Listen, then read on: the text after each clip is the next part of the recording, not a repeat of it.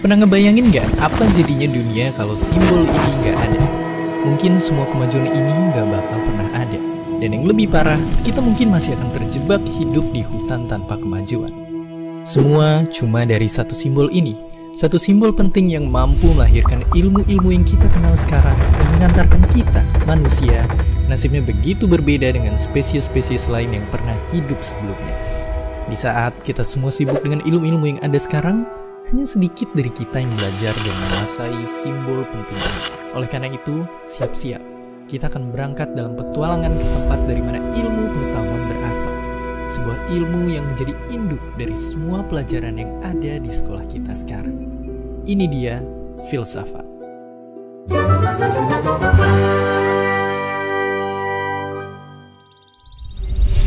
Filsafat itu singkatnya adalah ilmu tentang cara berpikir. Bayangin, cara berpikir itu adalah semacam roda gear yang bergerak di kepala kita yang mempengaruhi bagaimana kita menjalani hidup. Coba kita langsung pakai contoh. Coba kalian baca ini.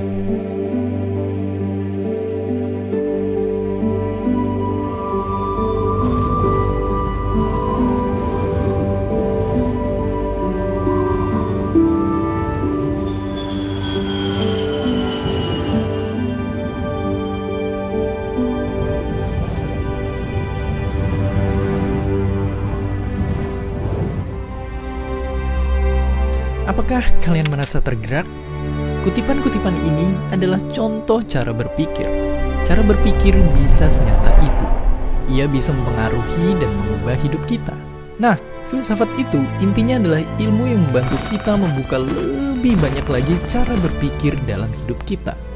Umumnya dalam ilmu filsafat, kita pelajarin cara-cara berpikir ini dari para filsuf, pemikir, dan ilmuwan hebat dari seluruh zaman dan seluruh dunia. Tapi kita juga bisa belajar filsafat dengan coba menjawab pertanyaan-pertanyaan besar tentang hidup dan dunia. Pertanyaan-pertanyaan filosofis tentang asal-usul alam semesta melahirkan ilmu fisika. Pertanyaan tentang bagaimana cara menjalankan negara yang baik melahirkan demokrasi dan Pancasila. Pertanyaan tentang cara menjalankan pertandingan yang adil melahirkan peraturan sepak bola. Hingga pertanyaan tentang bagaimana cara hidup yang baik dan benar melahirkan pemahaman dan keyakinan. Itulah guna filsafat di dunia. Semua lahir dari pertanyaan.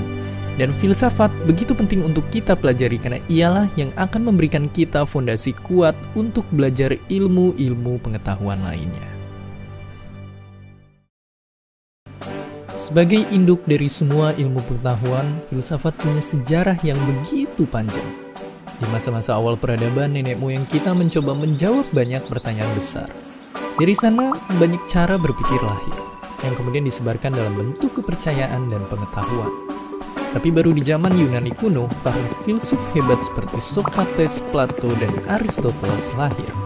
Mereka melahirkan begitu banyak cara berpikir dalam berbagai macam bidang, yang kemudian cara berpikir mereka menjadi inspirasi lahirnya dasar-dasar ilmu pengetahuan lain. Di abad pertengahan, filsafat dan agama mulai banyak beririsan, karena kentalnya sistem kerajaan dan ajaran agama di masa itu. Filsafat digunakan untuk studi agama seperti membuktikan keberadaan Tuhan. Tapi perubahan besar lalu terjadi. Dunia masuk masa Renaissance, masa di mana terjadi pergerakan masyarakat untuk menyatukan diri kembali di bidang politik, budaya, hingga ilmu pengetahuan, yang kemudian menginspirasi pesatnya kemajuan masa setelahnya mendorong terobosan cara berpikir di berbagai macam bidang yang hingga hari ini melahirkan ilmu-ilmu pengetahuan kita sekarang. Banyak anggapan belajar filsafat itu bikin kita jadi tidak beragama dan gila. Padahal tidaklah begitu. Ada seorang ilmuwan cemerlang Indonesia bernama Al-Makin dan dia adalah ahli filsafat.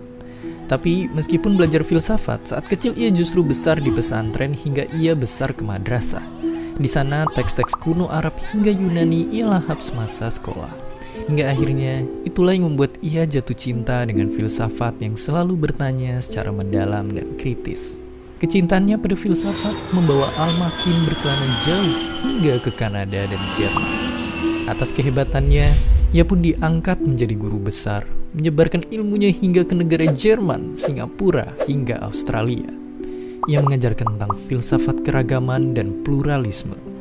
Ia bilang filsafat bukanlah hanya ilmu mengawang-awang. keragaman adalah sesuatu yang nyata dihadapi warga Indonesia, dan itulah yang jadi misi hidupnya. Mengajarkan cara berpikir keberagaman lewat bertanya dan berdiskusi, bukan dengan peluru. Ada alasan kenapa gelar tertinggi dalam pendidikan dinamakan PhD. Karena untuk mengingatkan pada dunia, sepintar-pintarnya seseorang di suatu bidang untuk kesana, ia pasti juga mempelajari filsafat sebagai fondasi ilmunya. Oleh karena itu, sekalipun filsafat jarang diajarkan di sekolah, bawalah semangat untuk terus berani bertanya. Beberapa orang mungkin akan jengkel dan bahkan memusuhi kalian. Tapi begitulah nasib para filsuf yang berani bertanya. Pada akhirnya, mereka pun menang dan orang kagum akan rasa ingin tahu mereka. Makanya, jika kalian adalah orang-orang yang suka berani bertanya akan hal-hal besar dan mendalam, jangan takut untuk mulai mempelajari filsafat. Lalu, bisa jadi profesi apa dengan filsafat di masa depan? Jika melihat sekarang, contohnya kalian bisa menjadi seperti para politikus hebat di Inggris dengan segala kemajuannya yang terkenal mereka mendalami jurusan filsafat. Kalian pun bisa jadi seperti Al Makin, menjadi akademisi yang menyebarkan ilmunya demi kebaikan. Tapi di luar dari hal itu semua, lewat seri Kok Bisa Explains ini, kalian pun harus belajar mengubah cara berpikir kalian tentang memilih jurusan dan profesi. Karena nyatanya, mempelajari suatu bidang atau jurusan itu jangan pernah terpaku pada bisa jadi apa atau profesi. Kenapa begitu? Karena pendidikan itu harusnya membangun diri kalian untuk siap menghadapi masa depan, bukan hari ini. Satu hal yang pasti, profesi dan pekerjaan itu sepanjang zaman akan terus berubah. Saat sekolah, mungkin bermimpi jadi pilot itu sangat keren. Tapi kalian akan lulus dan hidup di masa depan, di mana mungkin profesi pilot sudah tidak ada lagi. Dan banyak profesi hari ini yang beberapa tahun lalu bahkan belum ada sama sekali. Makanya, kebanyakan orang tua dan teman akan menyarankan kalian untuk memilih bidang ilmu yang profesinya jelas. Tapi ingat, itu untuk hari ini, bukan masa depan.